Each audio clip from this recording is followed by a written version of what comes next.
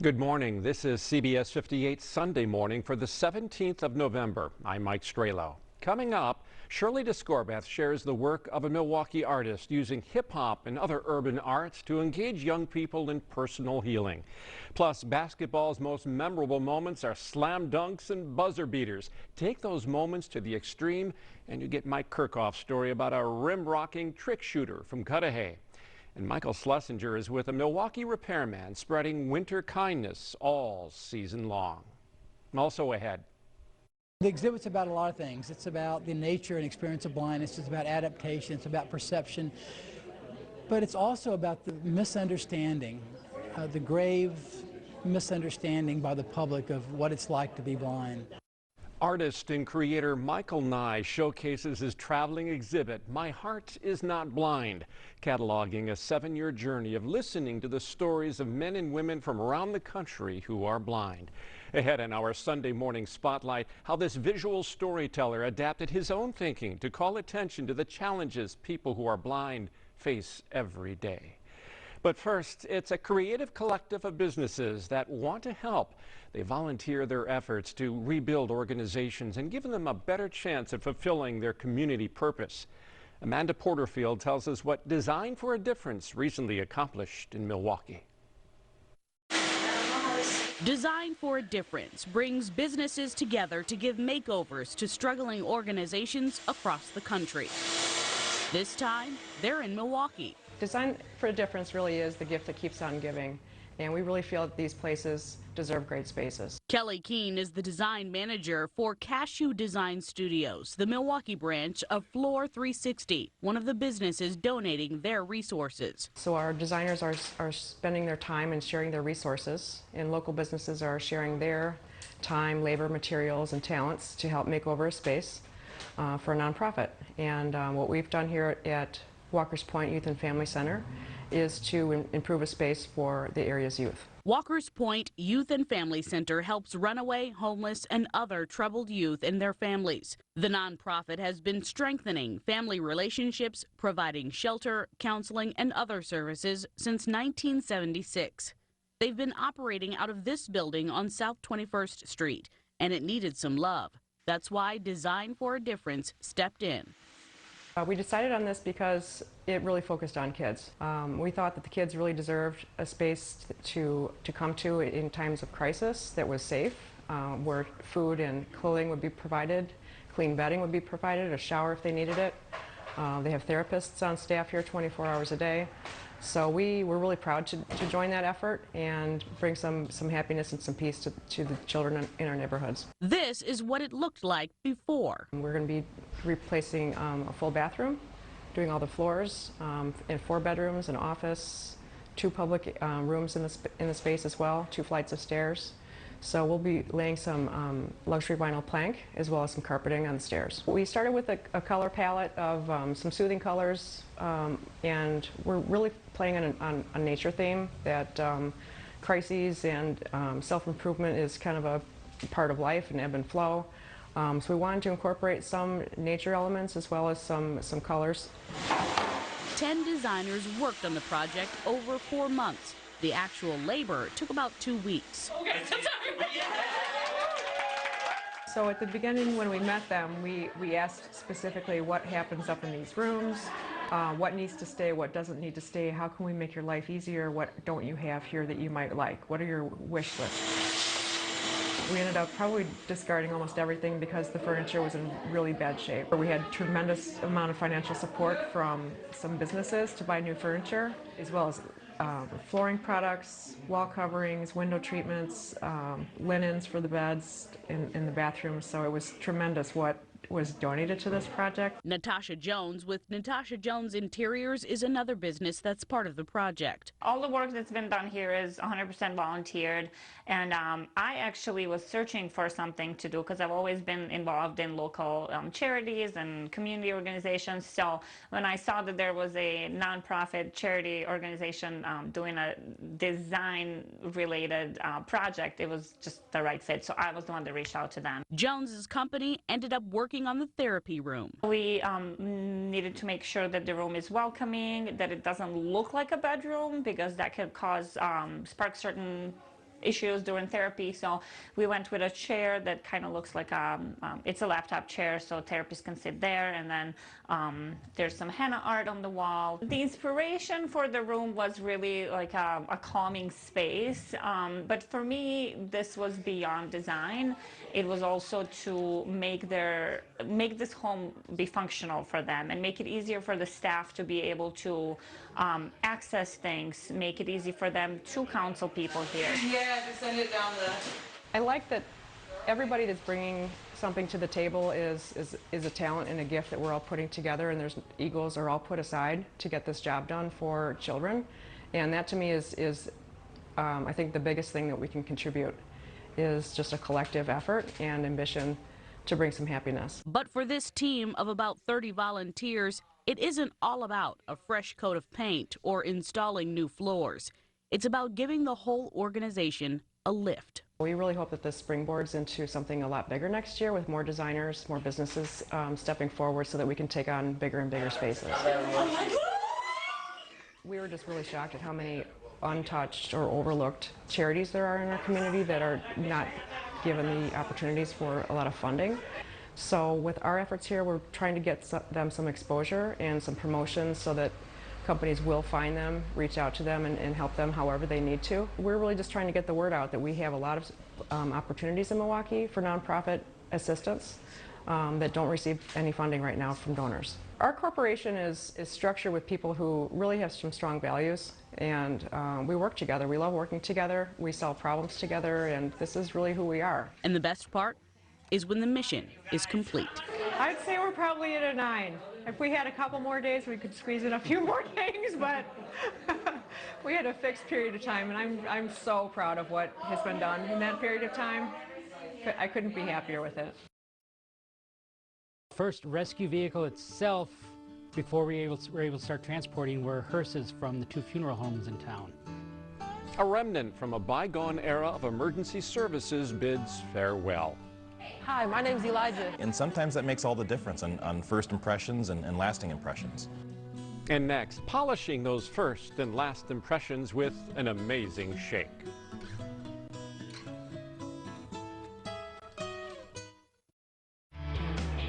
Wheel of Fortune, weeknights at 6:30 on CBS 58. All the preparation, the training, it all comes down to this. To be a winning team, you have to work like a winning team. We have a job to do out here today. Some people think it's about muscle, but it's really about heart. A lot of heart. My team depends on me. And my team is 50,000 strong. Looks like a lot of work's going into this.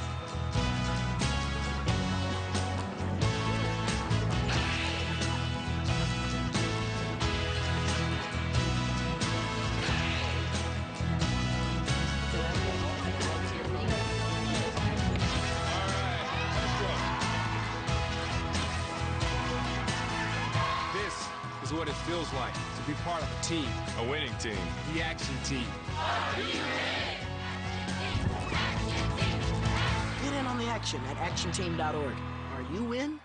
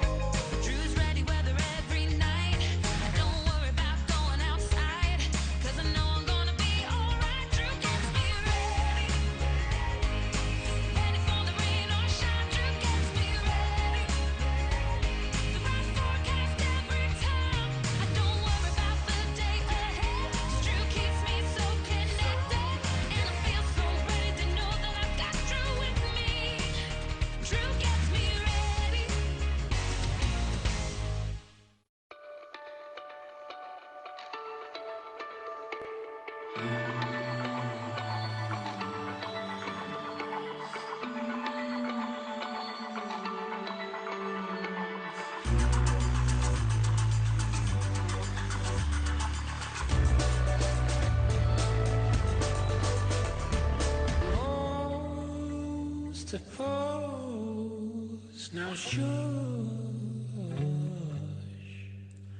She makes the sound she makes to calm me down.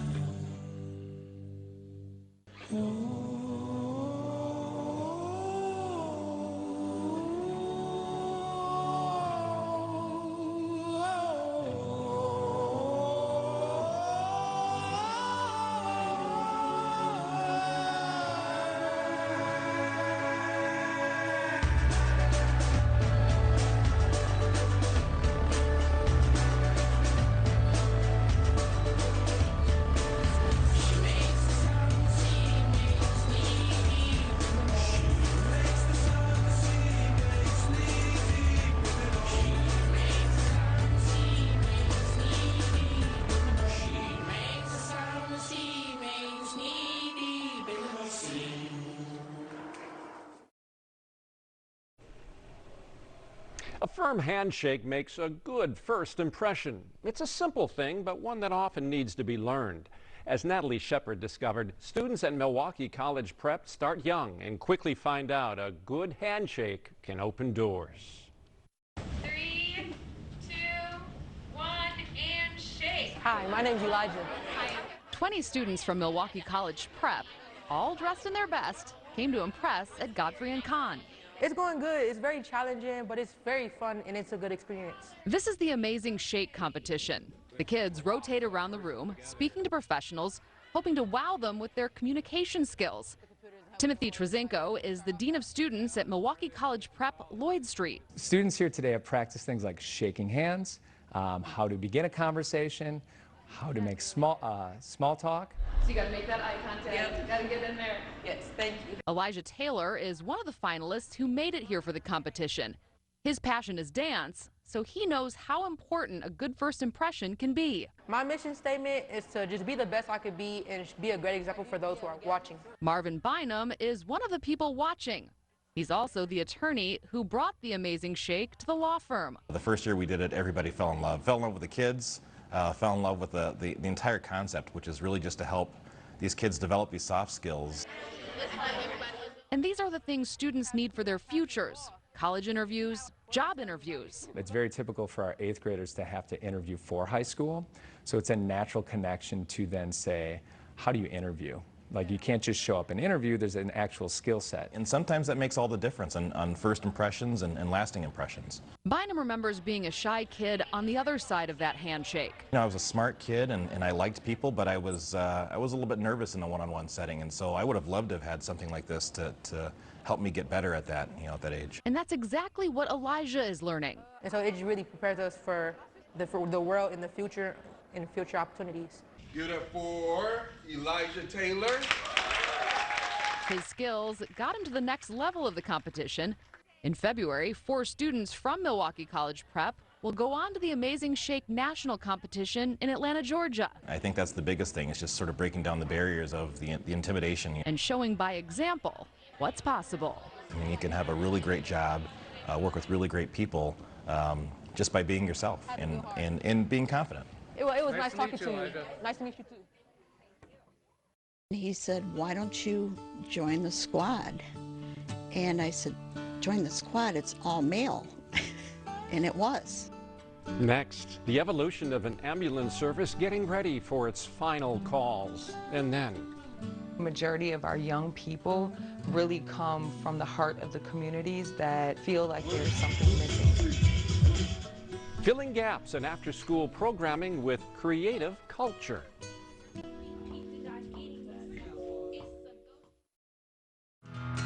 All the preparation, the training, it all comes down to this. To be a winning team, you have to work like a winning team. We have a job to do out here today. Some people think it's about muscle, but it's really about heart. A lot of heart. My team depends on me. And my team is 50,000 strong.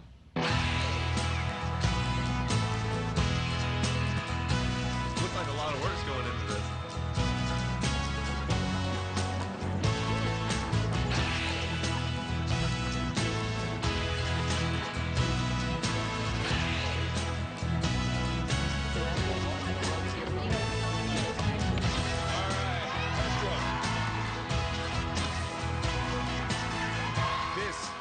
it feels like to be part of a team.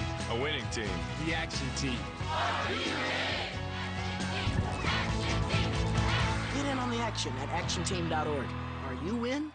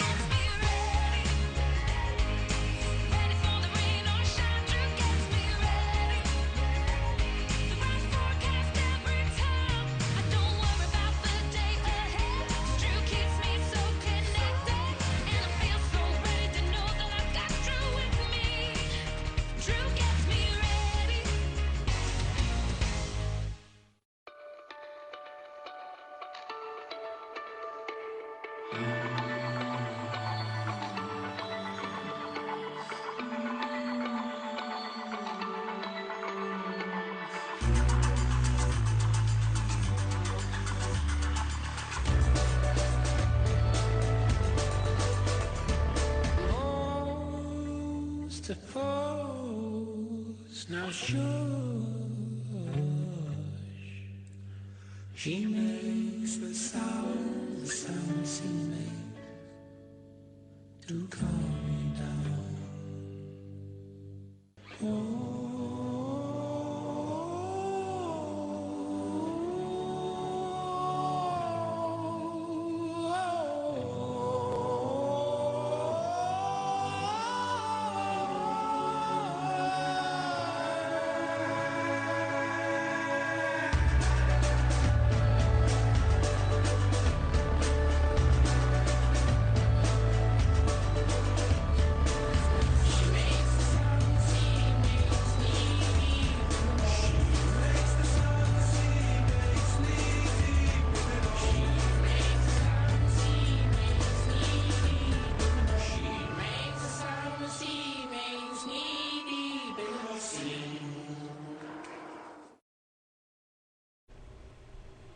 Rising budgets, higher training standards, and fewer volunteers are taking a toll on small and rural fire and ambulance services.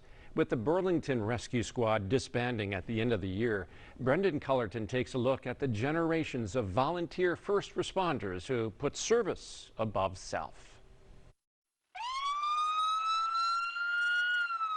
Burlington Rescue Squad Captain Jeff Koenig says the department had to disband because they just don't have the volunteers to handle their volume of calls anymore. 120 calls a month, we consider that a low month. Now you get to find out what the streets of Burlington are like. Today, the only call was for a fire. If it's a fire call, we know we'll usually need equipment for doing rehab, whether it's just the monitor, a couple of our other pieces of equipment. It turned out to be a false alarm. After each call, we have a run sheet that we fill out. This one's fairly easy because it was just a false alarm. Koenig says things have come a long way since a group of businessmen decided to form a local rescue squad back in 1946. First rescue vehicle itself, before we were able to start transporting, were hearses from the 2 funeral homes in town. Those hearses were replaced by a milk truck a decade later. There were no shocks on it, from my understanding. You had a place for a driver and not a lot of places to sit. The cot was locked into place and I believe held somewhat by members that were responding to the calls. The rescue squad still has their records of group meetings from back in the early days. 10-cent fines for not making calls, and I believe it was 10 cents if you missed a fire call or a training, and I think 25 cents if you missed a call itself. Many of the old records included beer purchases for the volunteers as part of the budget. Things got a little more professional in the 70s. March 76th, they determined that there is no smoking in the trucks. The first ever female on the squad started in the 80s, and she stuck around. It's Burlington Mayor Jeannie Hefty, who was introduced to the rescue squad by her late husband. He was asked to join, and he joined in 1974. At the time, they didn't have any uniforms. Volunteers would show up to calls in whatever they wore to their full-time jobs. People would respond to calls. The businessmen would be in suits and ties. There were a couple gentlemen that used to work at an auto body shop, and they would come in grease-covered overalls. It was around that time Hefty's husband passed away, and she reached out to other squad members about becoming a nurse. He said, "Why don't you join the squad?" And I said, "Join the squad, it's all male." And it was.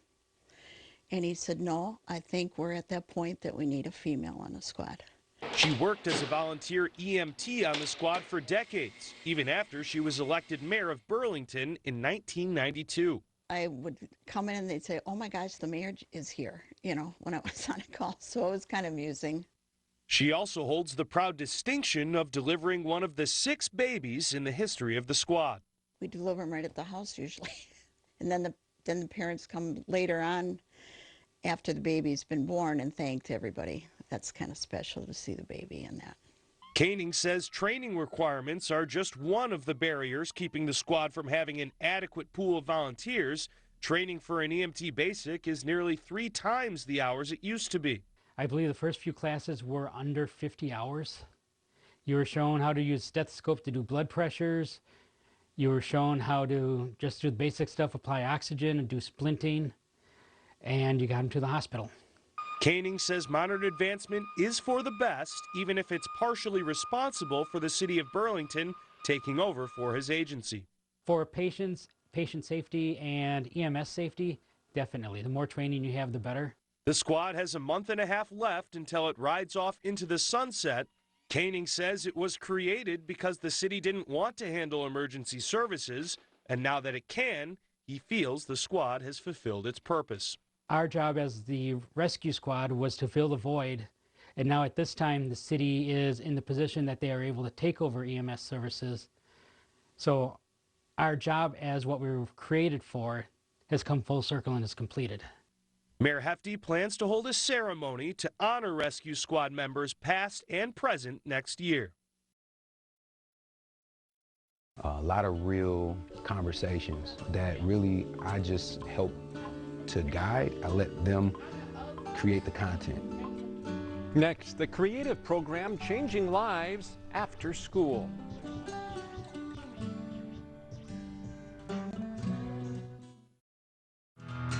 All the preparation, the training, it all comes down to this.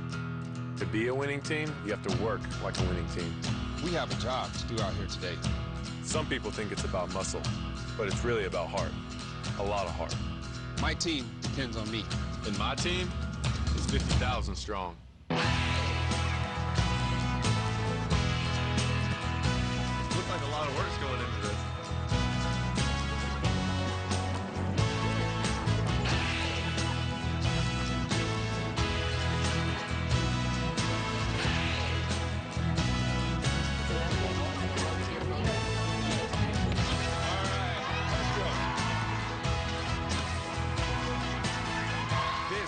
Is what it feels like to be part of a team. A winning team. The action team. Get in on the action at actionteam.org. Are you in?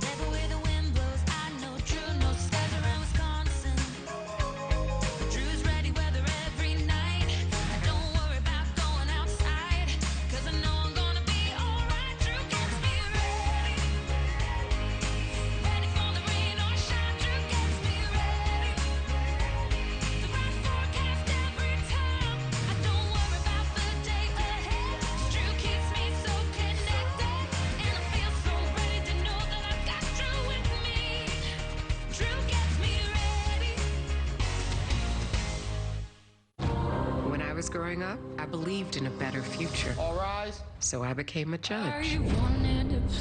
My Let's get this trial started. The defendant's charged with murdering his girlfriend.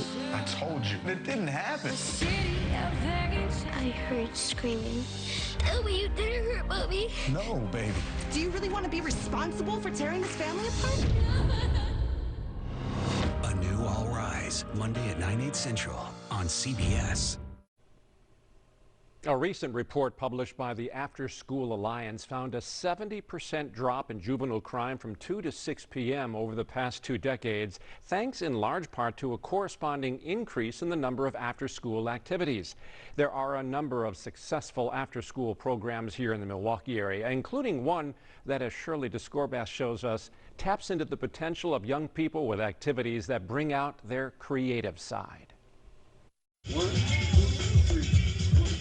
From breakdancing to DJing class, this isn't the average after-school program. In this space, young people are allowed to be themselves and find their creative voice. The kind of things that make life hard disappear when you walk in this door. So the idea that when you walk into this space, that there's a certain sense of acceptance, of love. For 15 years, the nonprofit organization True School has been empowering Milwaukee area high school age students. Co-executive director Shalina Ali. And using the arts to help them develop skills, get excited about education again, and then connecting them to entrepreneurship and really exploring like what the future for them looks like in Milwaukee. 1, 2, 3, 4. However, True School puts a spin on things, educating through hip-hop culture citywide. Students here might learn how to scratch on the turntable or make a new beat for a song. We're pooling students from the north side and the south side, and then all over the city. But I will say majority of our young people really come from the heart of the communities that feel like there's something missing, whether what's missing is arts or what's missing is a community that is safe and uplifting. Co-executive director Fidel Verdeen instructs the Art of MC class here at its downtown center. So that's where the writers, the storytellers, the poets, spoken word artists, the rappers, really get to digest some real life issues that they come into the door with from family, from school, from community, from home. During the workshop, students share their own stories. It can get heavy, real, and raw. A lot of real conversations that really I just help to guide. I let them create the content and talk about the different thoughts and ideas that matter to them and the things that they want to address through their songs, through their poetry. But they also have a lot of fun.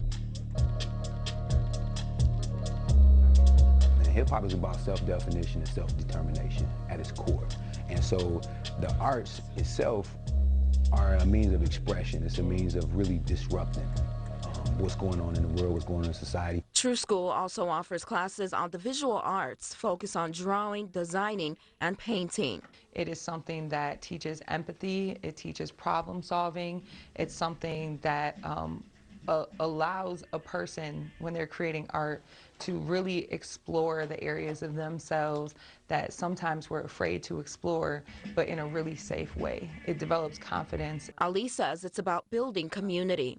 Everybody working at True School is really from the community, and so that within itself is a success story. We're so intertwined, not just within our work here at True School, but our work outside of True School. Once a week on what's called True Knowledge Wednesdays, they forget the skills and just talk. We talk about mental health and wellness, and that's an individual aspect. And then we talk about what the support systems look like in Milwaukee. So what are the networks outside of True School that a young person could tap into that could actually help advance their ideas and their dreams and their goals? We are intentionally paying attention to the emotional wellness of the young people by having a certain expectation of the environment itself. The organization hopes to inspire the next generation of adults. There's this consistency of positivity, and there's this aha moment for a young person where they're like, whoa, I actually see my future. True School also wants them to find their path, whether that's through picking up a brush, reciting a poem, or writing a song.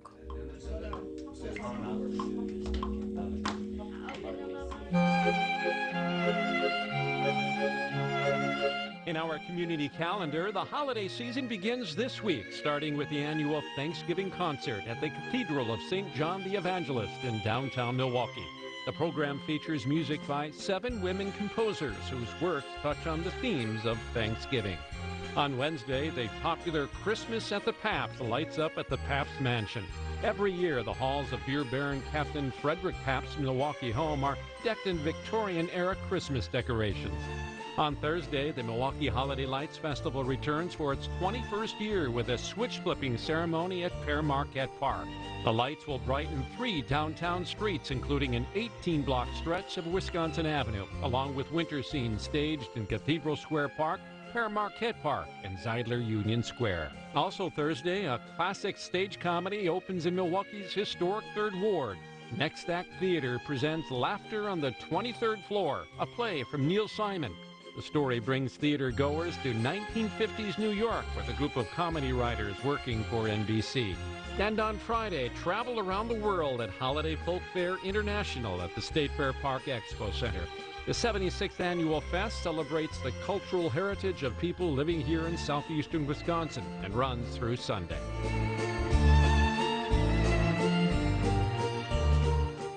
It's kind of my outlook on life, is kind of look at everything from the bright side. Coming up, the trick shot artist whose positive attitude inspires others to be great. And I think to understand another person, you've got to consider things from his or her point of view. And next, the exhibit from a photographer whose ears see much more than his eyes.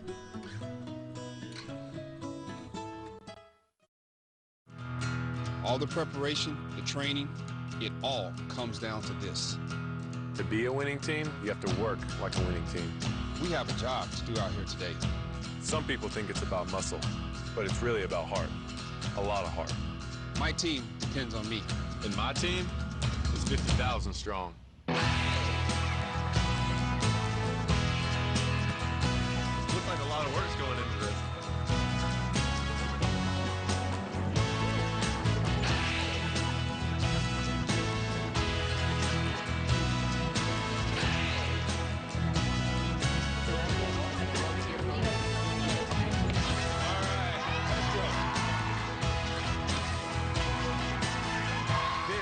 Is what it feels like to be part of a team. A winning team.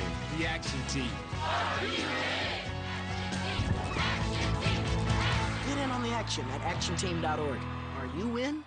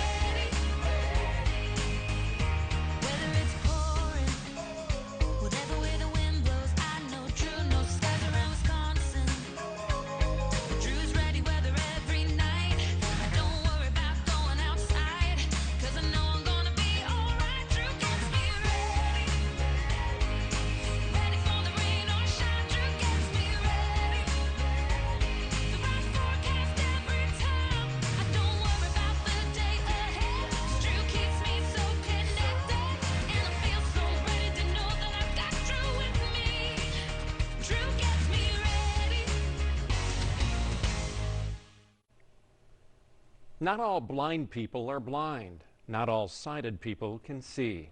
Those words are included in the introduction to My Heart Is Not Blind, a book by Michael Nye that's also a traveling photography and audio exhibition featured through the end of the month at the Milwaukee Public Library at 8th and West Wisconsin Avenue in downtown Milwaukee.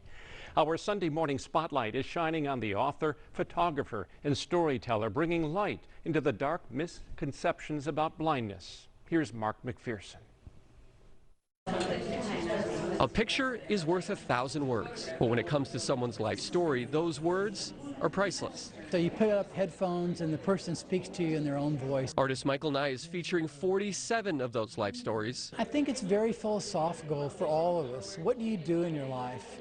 What can we know? What's the limits of our knowledge? What does it mean to be human? What can you expect from the future? Each picture comes with an audio recording of the subject talking about their lives. But with this exhibit, there's more than meets the eye. All 47 are blind.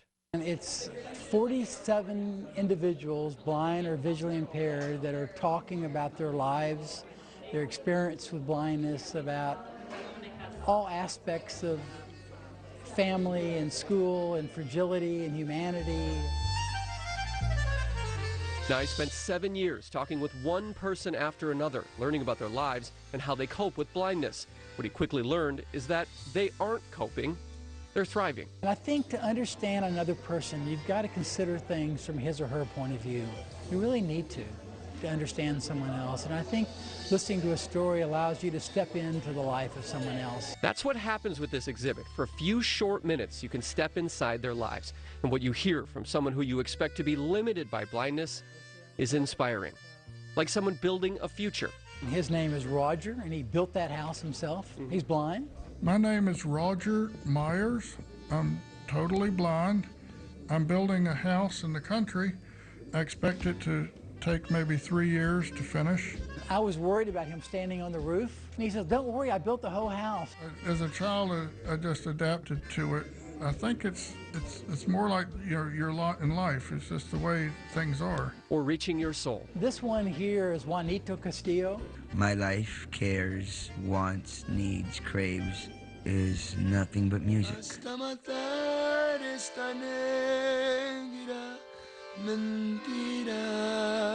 You cannot be taught soul through books. You can only be taught soul through some street smarts and through some pain and blues and suffering. You know, you can't play the blues without feeling the blues. Or someone who, on one of the worst days in our nation's history, became a hero. This man over here is Michael Hinkson, and he was on the 78th floor of Tower 1 when the first plane struck. And we heard the building creaking and groaning. Hinkson and his guide dog made it down 78 floors that fateful day, despite being completely blind. In a moment of pure terror, he helped other people survive. Including a woman that I had met coming down the stairs who was crying. She said, "Help me, I can't see, my eyes are full of dirt." So I reached out and I took her arm and said, "Hey, don't worry about it, I'm blind, my name is Mike. I have my guide dog with me, you're okay." And that's Nye's biggest hope with this project, to change how people think about what it means to be blind. Almost every single person I interviewed said at one time, the hardest thing about blindness is not blindness, but the public's thought about me, about my abilities, being a blind person. That's pretty profound. The biggest problem that blind people face is not blindness, but rather what sighted people think about blindness. We are thrilled to have this here. Terry Davis is executive director of Vision Forward, a group that helps serve the visually impaired. She worked for 2 years to get Nye's exhibit to Milwaukee. Vision loss and changing vision is something that people are very afraid to talk about, and we hope that this exhibit really opens the door to create a dialogue around the abilities of people who have vision loss. The exhibit is being offered for free at the public library. Anyone can come in and be a part of these people's lives. We really want people to listen to what people are saying, hear them, and hopefully you can grow yourself as a person by hearing someone else's story. Nye learned in his interviews that blindness helped open their eyes to parts of themselves they were missing. I think the eyes are pretty greedy. You know, they gulp when sound and touch sip. And we often don't pay attention in a way that we could to other aspects of our senses. Blindness is not what people think it is. Blindness is not the end of the world. Nye and Vision Forward hope these simple photos and stories will change the way we see the world. It's very powerful, it's very profound, and it's really enlightening. Storytelling is powerful. It's a window into a larger world than our own.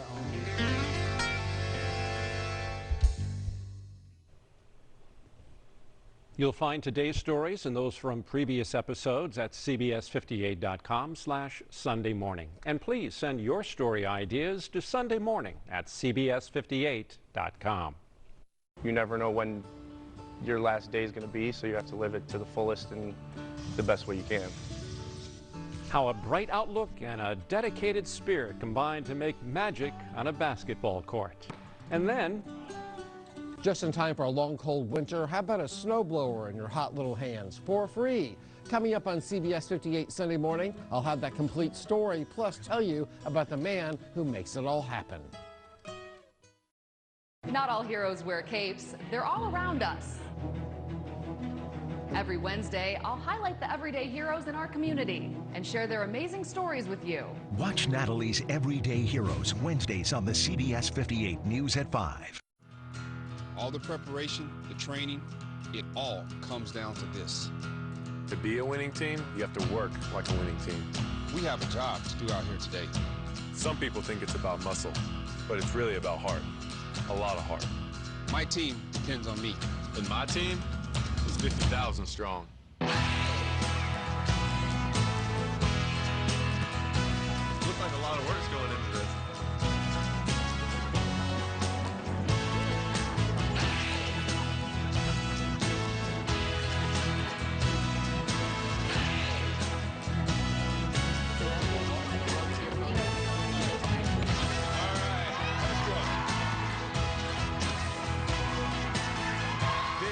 Is what it feels like to be part of a team. A winning team. The action team. Get in on the action at actionteam.org. Are you in?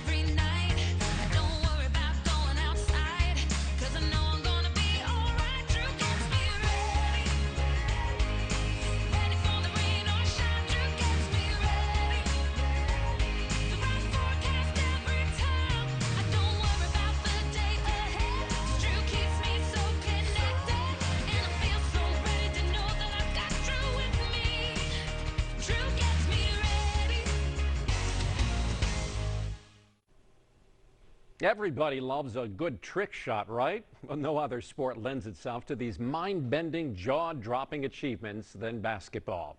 Mike Kirchhoff highlights a multi-talented trick shot master from Cudahy who challenges himself and those he works with to make the impossible possible.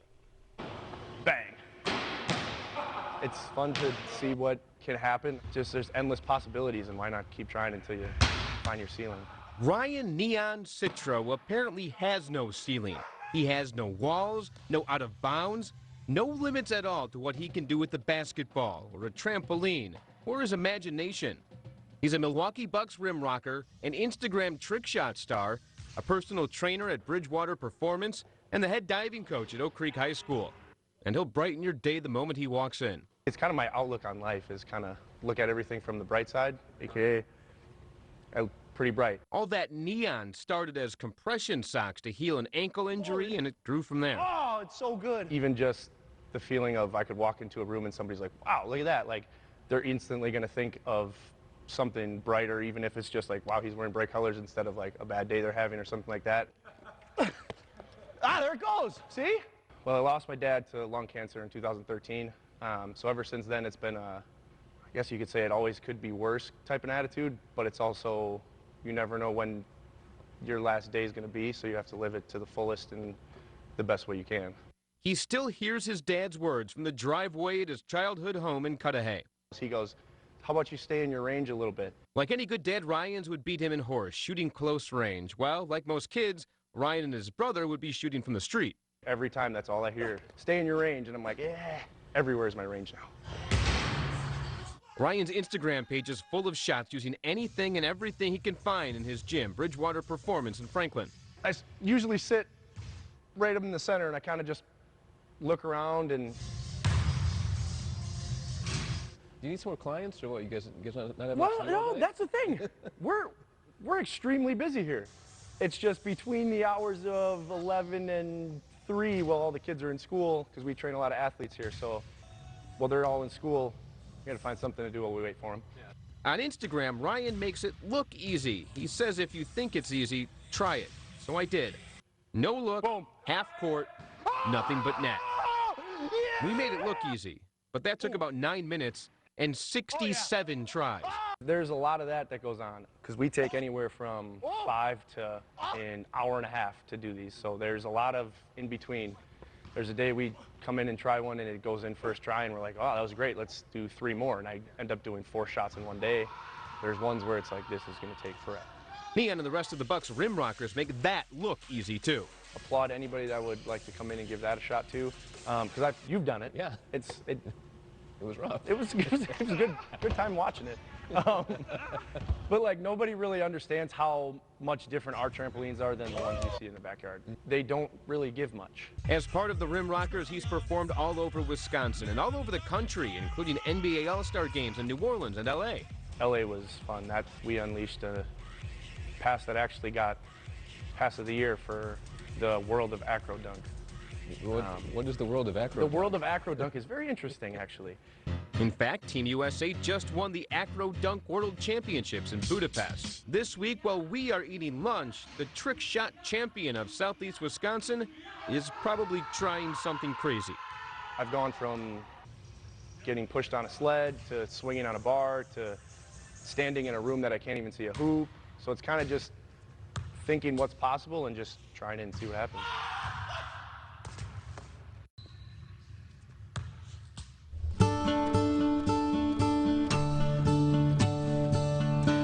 This week in Wisconsin history, it was November 23rd, 1912, when the Christmas tree ship made its final journey across Lake Michigan, wrecking off the shoreline near Two Rivers in Manitowoc County.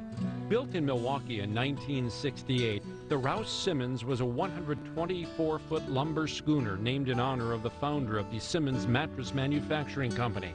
In 1910, she was purchased by Captain Herman Schooneman, a businessman hoping to cash in on the booming Christmas tree market in the Midwest, sailing from the Northwoods of Michigan every November, where trees were harvested to the heavily German populations in Chicago, often selling trees right off the boat at the Chicago River. But that journey in 1912 was fraught with danger. Records show the captain noticed the ship was not watertight, but chose to set sail without making major repairs. When a violent storm struck partway through their journey, the ship began to sink. That night, she was spotted by a rowboat near Kewanee, taking on water and flying an American flag upside down. The rowers called for rescue, but the storm prevented lifeboats from locating the ship in time. The Rouse Simmons was lost with all 16 men, including her captain. In 1971, the Rouse Simmons was finally rediscovered on the bottom of Lake Michigan.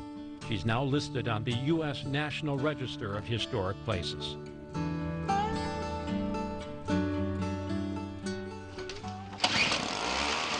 People will drive up and say, you know, they'll always say something like, yeah, that time's coming, isn't it? It is back much earlier than expected. Why winter is an opportunity for a small engine repairman to express his generosity.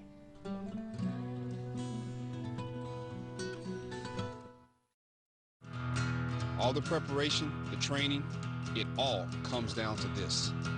To be a winning team, you have to work like a winning team. We have a job to do out here today. Some people think it's about muscle, but it's really about heart. A lot of heart. My team depends on me. And my team is 50,000 strong.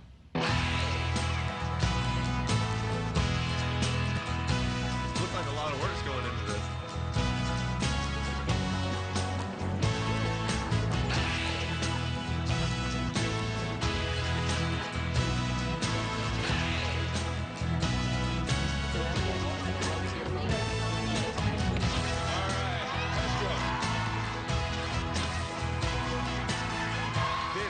Is what it feels like to be part of a team.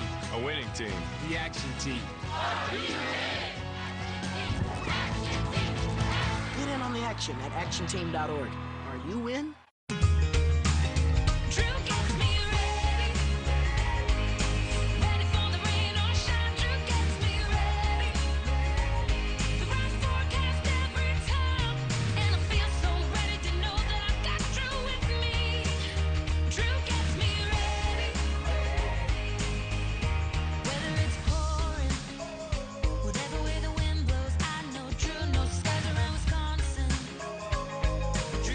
Whether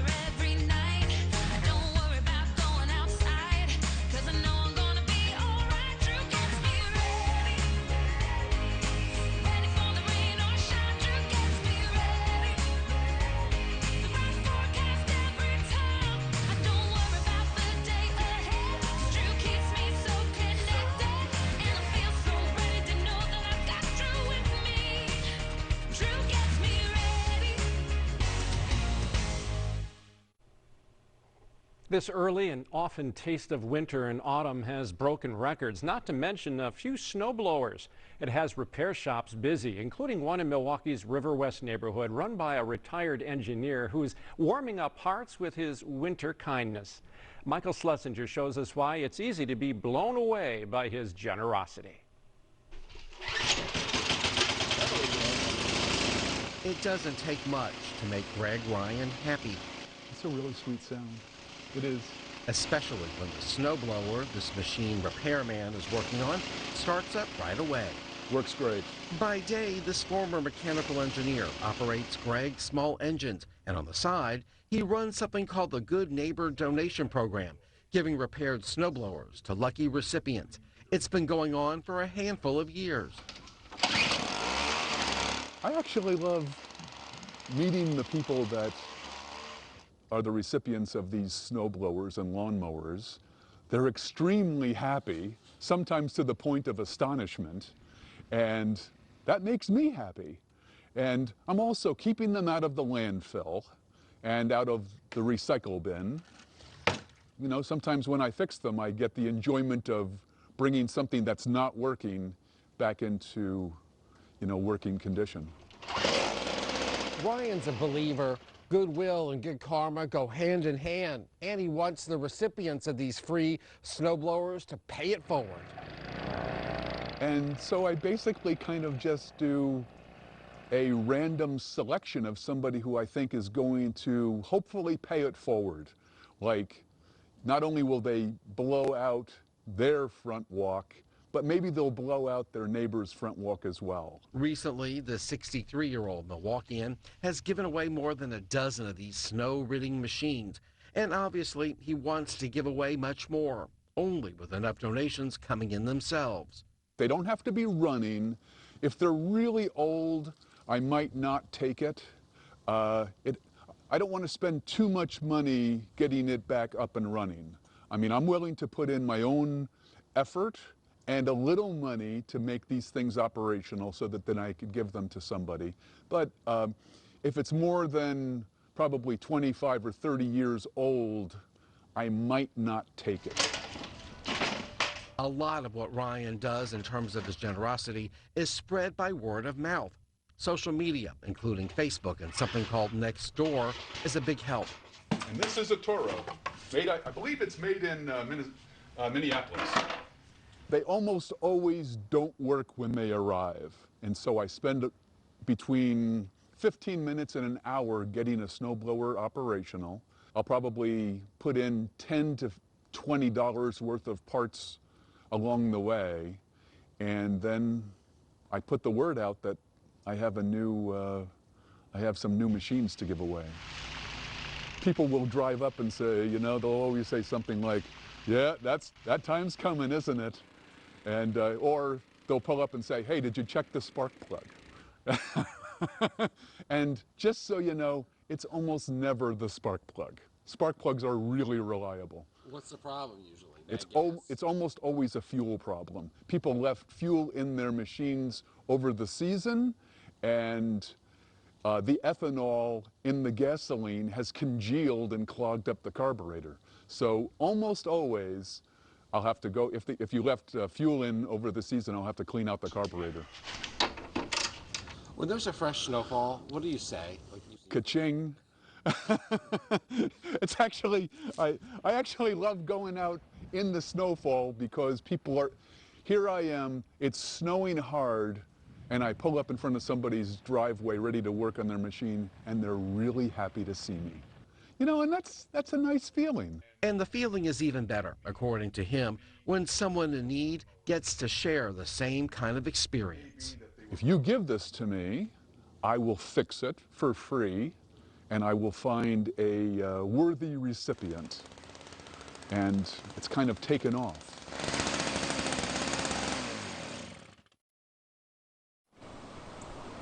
And now, a moment in Wisconsin. Located in the middle of the New Berlin Business Park, you'll find the park next door, the Stigler Nature Preserve.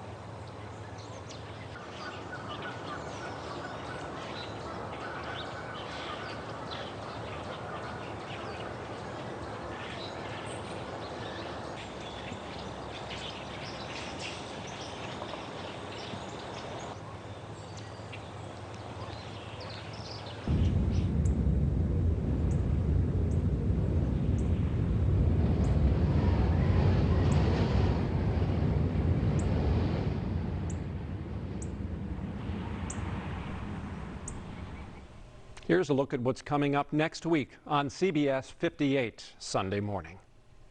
A lot of people say it's because they like my energy. If you just play, why are we being boring when we're learning piano? Like, this is an amazing instrument. Let's like amp up the energy and have some fun. From Round Deer to Los Angeles and around the world, Zach Evans has a plan to change the way people think about learning how to play the piano. Next week, at home with this creative musician, building a large audience online and finding 21st century ways to reach out with a centuries-old art form. For something new under the sun, CBS Sunday Morning with host Jane Pauley is next. Thanks for sharing part of this morning with us. I'm Mike Strehlow. Hope to see you back here again next Sunday morning.